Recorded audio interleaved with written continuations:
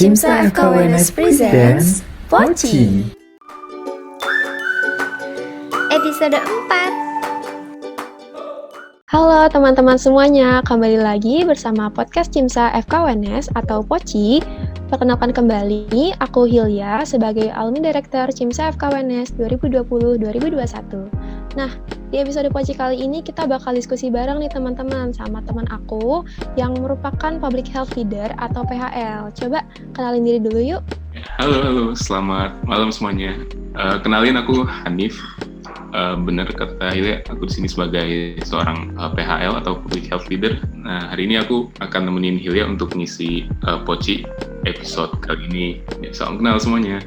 Halo, salam kenal Hanif. Nah, ini kan Hanif bilang kalau Hanif ini PHL ya, atau Public Health Leader. Mungkin boleh dijelasin sedikit nih, apa sih Public Health Leader itu? Mungkin para pendengar Poci belum pada tahu nih PHL itu apa. Oh iya, nggak apa-apa. Jadi, Public Health Leader atau PHL itu pada dasarnya adalah ini, kayak orang-orang yang diharapkan bisa jadi pemimpin di bidang kesehatan masyarakat atau public health gitu di lokal Cimsa-nya masing-masing. Gitu. Jadi kalau di Cimsa itu kan ada banyak workshop yang diadain. Nah, itu ada salah satu workshopnya namanya PHLT. Nah, itu lulusannya disebutnya Public Health Leader gitu. Wah, begitu ya teman-teman. Keren banget ya, kita kali ini bakal diskusi langsung bareng sama trainernya. Nah, Nif, di episode Poci kali ini cukup spesial ya, karena di sini kita akan membahas satu topik dalam rangka merayakan Hari Gizi Nasional, tepatnya tanggal 25 Januari 2021. Nah, kita membahas apa sih di Poci spesial bertemakan Hari Gizi Nasional ini? Ya, jadi dalam perayaan Hari Gizi Nasional tahun ini, Skors Cimsa FKWNS ini kita membuat infografis ya, dan yang sekarang lagi kita bikin ini sebuah podcast ya, yang akan membahas tentang kecukupan gizi pada remaja. Oke, itu dia teman-teman, kita akan membahas tentang kecukupan gizi pada remaja. Nah, untuk itu, selain ada aku sama Hanif di sini, tentunya kita akan ditemenin juga sama narasumber dari alumni Cimsa FKWNS yang gak kalah keren banget. Nah, di sini ada Dr. Pitra Sekardiangra, spesialis gizi klinik. Halo, selamat datang Dr. Pitra. Halo, Dek Hilya. Manggil Dek ya? Iya, Dok, silakan. Salam kenal, Dokter. Kenal. Ya ampun, ini berarti angkatan 2019-2020 ya? Iya, Dok. Mungkin boleh perkenalan diri dulu, Dok, tentang pengalaman-pengalaman di Cimsa, pernah ngapain aja, atau mau bagi pengalaman kliniknya juga boleh, Dok, silakan. Oke, selamat malam. Terima kasih ya untuk tim adik-adik Cimsa 2019-2020 yang telah mengundang saya di acara Poci. Salam kenal, saya Dr. Pitra Sekardiangra, saya spesialis gizi klinik. Dulu saya alumni Cimsa juga, tapi SKOMI 2005 ya. Dulu acara Cimsa sih banyak ya, cuman kalau ada beberapa yang lupa, cuman yang paling inget banget karena saya jadi ketua panitia seminar thalassemia, jadi inget banget prosedur dan tetek bengeknya, jadi itu pengalaman paling berharga ya. Jadi dulu yang mungkin kita kan SMA gitu ya, terus masuk kedokteran, seneng banget kan, merasa bahagia ya kalau udah masuk kedokteran, itu masa bangga. Terus masuk ke Cimsa semakin bangga dan dipilih sebagai ketua seminar. Luar biasa sih, pengalaman di Cimsa tuh luar biasa pokoknya.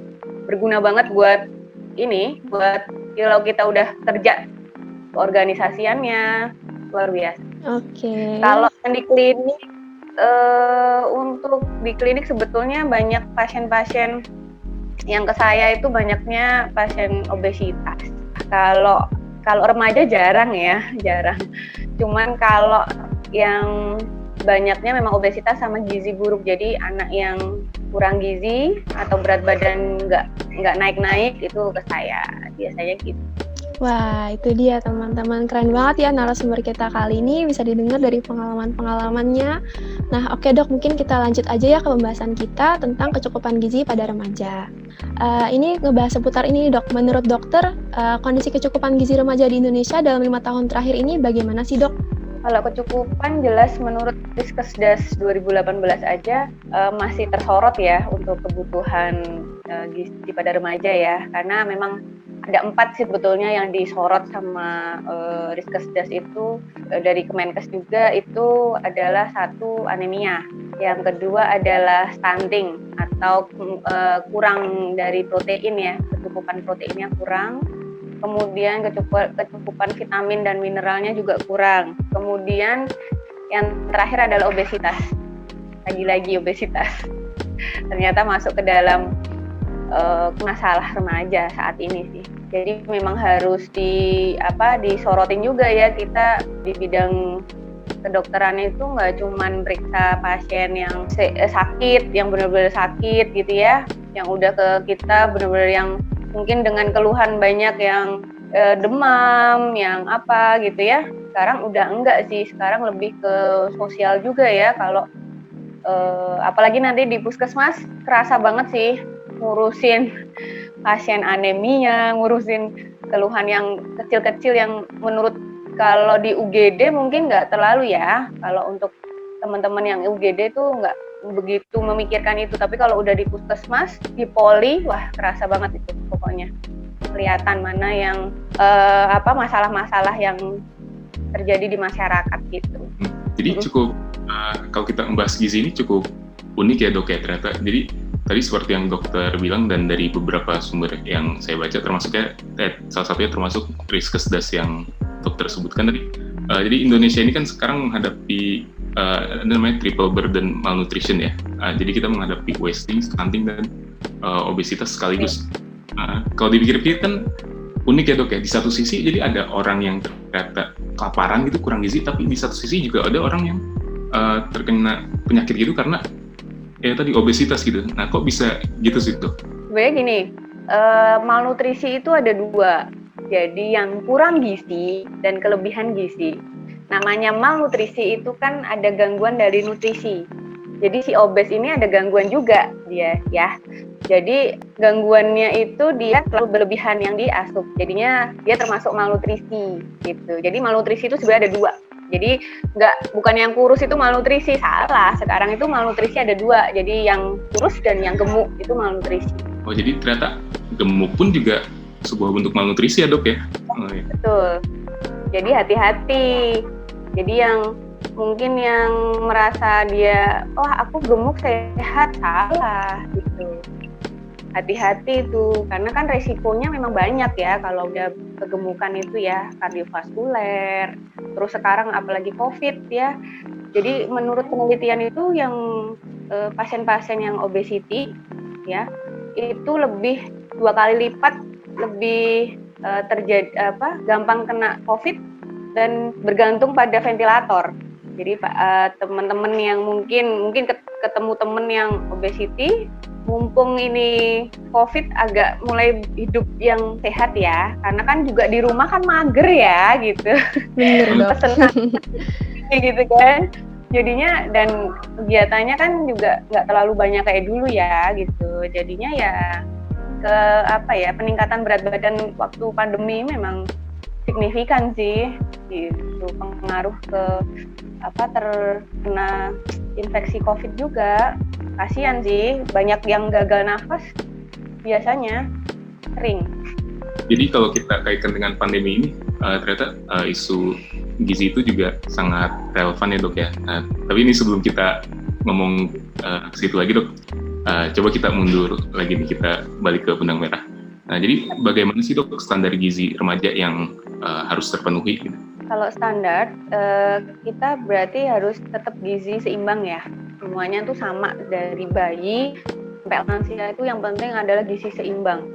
Gizi seimbang itu ya apa ya, tetap ada makan karbohidrat, tetap ada protein, ada lemak. Nah ini kadang-kadang pada para remaja itu yang salah ini aku nggak mau makan. Ada yang beberapa yang aku diet, jadi nggak makan lemak. Aku nggak makan lemak gini. Padahal lemak penting juga gitu untuk mengangkut kan ada yang vitamin larut lemak. Jadi tetap butuh lemak gitu ya. Selanjutnya yang disorotin adalah kurang, remaja itu paling susah makan sayur dan buah, ya nggak? Betul. Contohnya ya. Lebih seneng makan yang cepat saji. Mungkin kan sekarang banyak yang boba gitu ya, burger, cilok, enak semua ya itu deh. Iya, enak dok, bener. Makanan sup.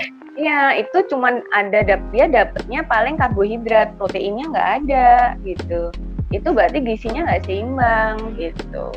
Kalau sebenarnya kalau burger sih tetap ada karbohidrat, ada protein, ada lemaknya. Nah, cuman kan dia karena dia kalorinya gede, nah itu hati-hati.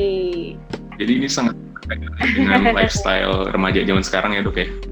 Iya bener banget. Jadinya ya sebenarnya nggak cuma remaja sih, ini masalah krusial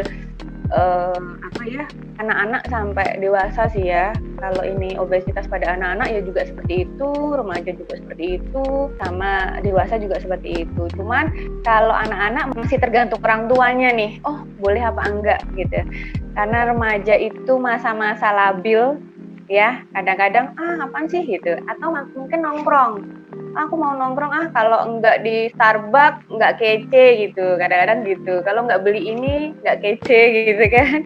Itu yang aktualisasi dirinya itu yang membuat efeknya ke sana juga gitu. Jadi hati-hati, remaja itu labilnya di situ. Kalau dewasa mungkin memang ngeyel sih dewasa tuh juga ngeyel, tapi kalau dewasa kadang-kadang kan kalau saya baca itu kalau saya udah sering komunikasi itu yang penting kalau beliau tuh kalau belum sakit belum gitu. Tapi kalau remaja tuh masih labil gitu. Tapi juga ada remaja yang mungkin ya demi mendapatkan aktualisasi diri jadi dietnya salah, kebablasan. Tadi kan anemia ya, anemia itu berarti kekurangan zat besi. Kadang-kadang ya tadi proteinnya juga nggak ada. Kemudian makan terus habis itu minum teh. Ya itu habit juga tuh. Karena minum teh itu kan si teh itu kan menghambat absorpsi zat besi. Nah, itu yang kadang-kadang dilupakan. Ya kan? Kalau makan kan mesti makan soto, minum. Mungkin kalau di Jakarta nggak terlalu ya, Dek ya, di Hilya ya. Tapi kalau di Solo iya sih dok, tetap minum teh sih dok.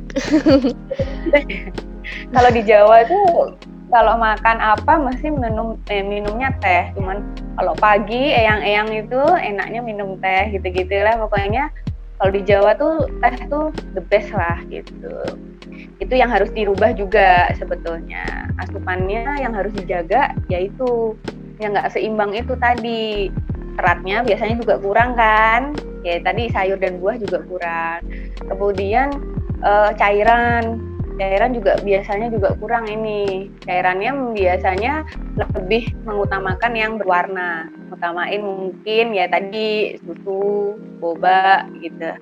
Itu harus mulai dirubah, suka sama air putih. Itu juga menuju ke sehat juga.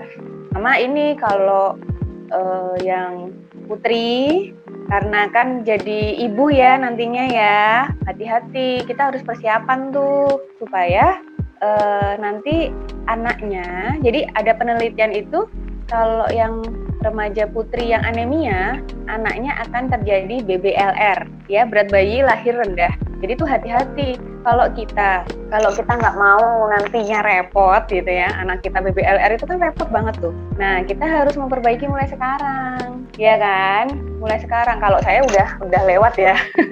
Kalau mungkin adik-adik masih dalam masanya itu. Kalau saya udah lewat. Itu bisa dicegah kan mulai sekarang harus berubah. Terus ini jarang sarapan. Siapa yang jarang sarapan? Saya. Nah, itu nggak boleh. Makan itu tetap 3 kali sehari tetap harus ya. Cuman memang porsinya seberapa. Kalau memang nggak bisa makan banyak ya porsinya seberapa dulu, tetap harus seimbang. Sebenarnya makan tuh 5 kali loh, 3 kali makan besar, 2 kali makan snack. Oh gitu ya dok ya? Iya. Snacknya buah, bukan cireng, bukan Bukan boba. bukan cilok gitu. bukan boba. Walaupun tadi kita makannya 3 kali sehari, tetap harus diperhatikan nih komposisi antara karbohidrat, protein, dan juga lemak. Bukan berarti kalau diet kita nggak makan lemak gitu, seperti kata dokter tadi. Nah, mungkin kita juga perlu tahu nih dok, sebenarnya seberapa penting sih dok kecukupan gizi bagi remaja, dan bagaimana juga peran orang tua dalam hal tersebut. Pentingnya satu, tadi anemia kan, jelas kalau untuk putri, untuk masa depannya juga ya, masa depan nanti keturunannya. Yang kedua, kalau yang mungkin kekurangan protein, kalsium, zinc gitu ya, untuk pertumbuhannya ya, untuk kekuatan tulang, untuk imunitasnya ya. Jadi zinc itu jangan dikira zinc itu cuma untuk pasien diare. Zinc itu buat imunitas bisa ya, buat wound healing bisa. Jadi pasien-pasien yang dekubitus biasanya kami juga memberikan zinc buat nambahin berat badan. Sebetulnya bisa, kalau biasanya kalau udah umur 21 ke atas sudah nggak bisa ya. Jadi kalau pasien nih datang ke saya nih, cerita sebentar ya, pasien datang ke saya, dia mau masuk awal, ngejar 2 minggu harus tinggi, nggak bisa, nggak mungkin. Mau dikasih suplemen apapun nggak bisa ya. Jadinya kalau memang punya cita-cita ke sana, ya dari sekarang harus diperbaiki makannya gitu. Dan memang harus olahraga ya. Jadi mungkin renang atau ada beberapa yang beban gitu ya, itu nanti ada trainingnya sendiri, ada nanti di spesialis kedokteran olahraga tuh ada tuh. Yang berikutnya adalah ya tadi obesity, hati-hati obesity kalau kita berlebihan juga. Jadi sekarang penyakit degeneratif nggak cuma dewasa, tapi remaja juga banyak sekarang. DM tipe 1, DM tipe 2 pada remaja banyak sekali. Tadi apa peran orang tua ya? Peran orang tua sebenarnya yaitu kita sebetulnya habitnya juga dari orang tua kan. Kehidupan kita di rumah apa yang disiapkan orang tua gitu kan. Iya kan? Jadi sebenarnya kalau orang tua yang paham harus membatasi itu semua. Jadi kalau kelihatannya oh kurang nih, kelebihan ini kita stop. Oh kayaknya ini kita arahin. Jadi peran orang tua sangat penting karena kan kita mencetak habitnya makannya anak kita gitu. Jadi dulu ada pertanyaan Dek, lucu banget ya, saya seminar awam nih, apakah benar DM itu menular? Bener nggak DM itu menular? Enggak. Enggak. Kenapa kok bisa suami istri sama-sama kena DM? Padahal nggak punya keturunan. Karena pola makan di keluarganya. Ya, itu habitnya gitu ya. Jadi habitnya yang di rumah itu memang harus dirubah gitu. Tapi kalau habitnya di rumah memang udah bagus, terus dia punya lingkungan yang kurang bagus atau tadi aktualisasi diri, itu yang harus dirubah juga. Ingetin tuh teman-teman yang seperti itu, ingetin. Kalau cuman untuk sekali nggak apa-apa sih, tapi kalau tiap hari terus makan makanan seperti itu, resiko DM-nya tinggi, resiko jantungnya juga tinggi. Jadi sangat besar ya peran orang tua dan keluarga gitu dalam mengontrol pola makan gitu, gizi anak-anak dan remaja gitu. Penting. Sama ini sih Dek, kalau saya orang tua dan lingkungan ya, lingkungan temen sih ya. Kalau lingkungannya dia bagus, sehat gitu ya, insya Allah sih jadi sehat. Cuman kalau sekarang balik lagi aktualisasi diri itu yang kacau banget itu. Yang suka nongkrong-nongkrong itu ya dok ya.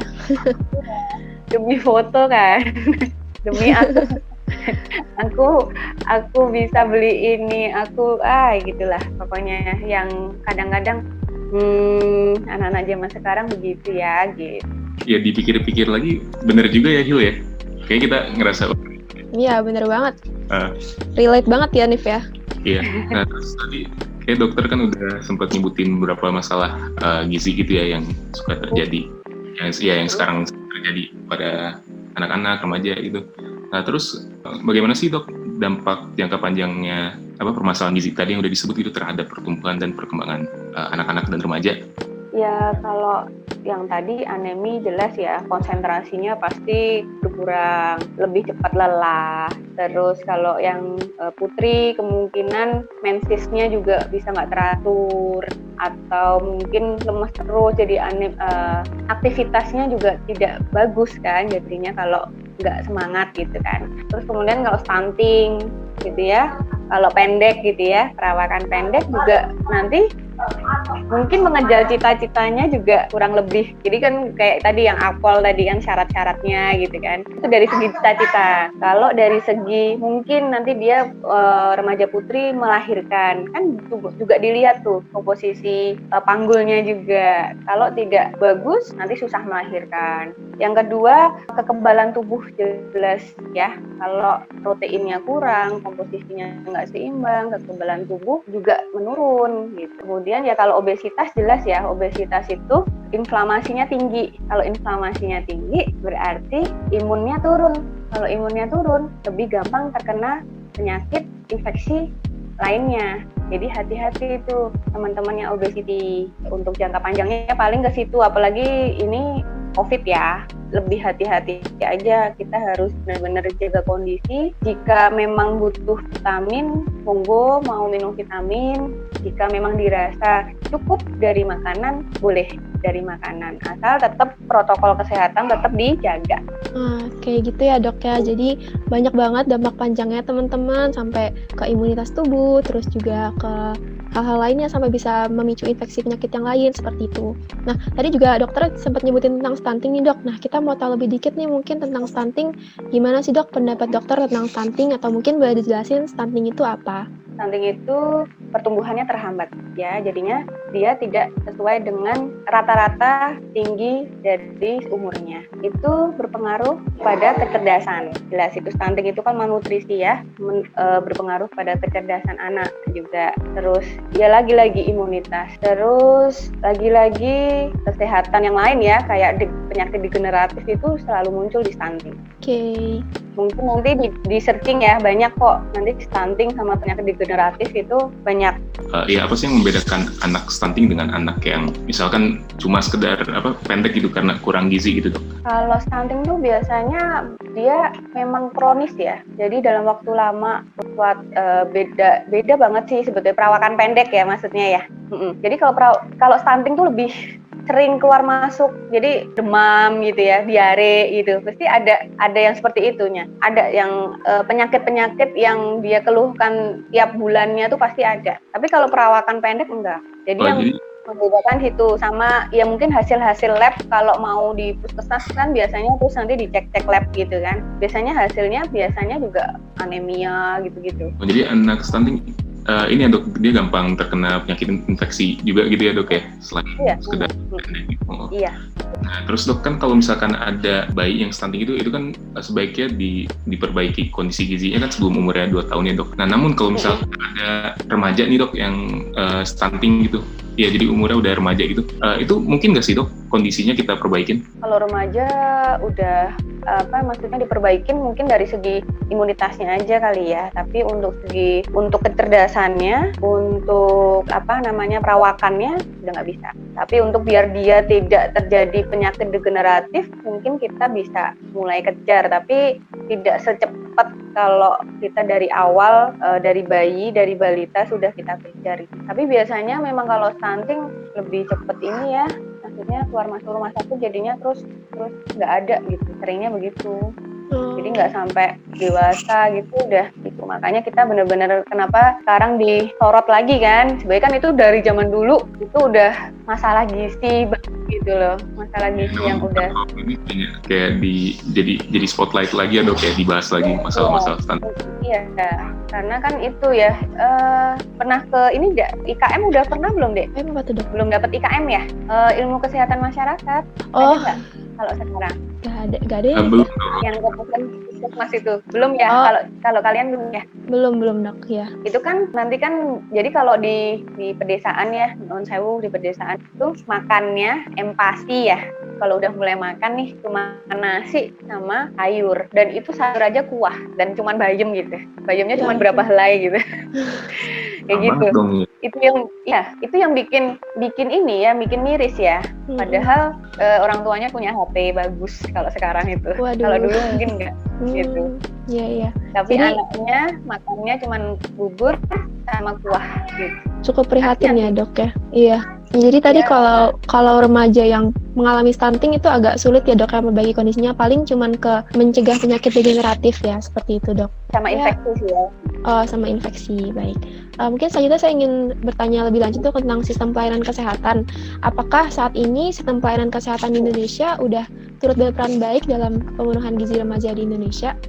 Sebetulnya kalau teman-teman saya yang ada di puskesmas sih sebenarnya udah berusaha ya, tapi balik-balik masyarakatnya seperti apa? Masyarakat itu kalau belum sakit, belum membuka diri gitu, atau kalau nggak gratis, kadang-kadang nggak mau gitu. Itu susahnya di situ deh. Tapi kalau saya sih jarang ya, maksudnya kalau saya kan di rumah sakit pusat ya, jadinya nggak begitu menemui seperti itu. Tapi kalau kita itu biasanya udah late, dapatnya tuh udah late. Tapi kalau yang untuk yang untuk preventif kita udah nggak ada. Kita memang enggak gitu, jarang. Itu kan teman-teman yang di puskesmas. Tapi kalau yang kita datang ke kita biasanya udah late. Tapi saya rasa sih teman-teman puskesmas udah selalu evaluasi ya, selalu udah kerja keras banget itu evaluasi kondisi masyarakat di setempat ya. Cuman ya itu lagi, karena mungkin sekarang karena COVID ya, jadi nggak ada posyandu lagi. Itu yang mungkin nantinya akan loss itu. Jadi nggak tahu deh itu mungkin akan loss-nya seperti apa, saya nggak tahu. Bisa berpengaruh. Belum cerita lagi sih sama teman-teman yang ya pandemi ini, aduh pengaruh banget ini. Nanti nggak tahu deh, itu saya belum tanya sih sebetulnya. Kalau yang kondisi COVID ini masih ada penimbangan apa enggak, masih ada seperti apa gitu, nggak tahu. Cuman untuk dulu kan saya di Undip ya, di Semarang aja kelas kota besar ya, ternyata masih banyak yang malnutrisi. Itu padahal di kota loh. Di kota masih banyak yang malnutrisi gitu. Jadinya memang harus edukasi banget ya, edukasinya luar biasa. Karena memang sekarang yang penting kan eksistensi lah, kesehatan. Jadi lebih baik ngisi kuota HP daripada makan gitu. Kasarannya seperti itu. Iya, jadi penting banget ya dok ya buat edukasi itu. Selain dari sistem pelayanan kesehatan juga, tenaga kesehatannya juga penting buat edukasi. Wah, penting banget deh. Jadi edukasi itu sebenarnya nomor 1 ya, daripada kita mengobatin ya. Karena kita kalau kasih obat gak ada edukasi. Oh, minumnya setelah makan Pak, sebelum makan Pak, itu juga pengaruh kan gitu. Iya, pengaruh. Terus harus diminum berapa kali seharinya itu per 8 jam atau per 12 jam atau per 24 jam, itu yang kurang tahu. Jadi kalau minum antibiotik kan pokoknya pagi, siang, sore, nah itu kadang-kadang, tapi kan harusnya per 8 jam, bukan pagi jam 6, jam 7, nanti siang jam 12, itu kan pendek-pendek gitu. Itu yang harus, makanya Kimsa tuh sebenarnya kan udah bagus kan, ada apa namanya, belajar untuk edukasi, belajar untuk organisasi seperti ini tuh udah bagus, bangga lah. Siap dok.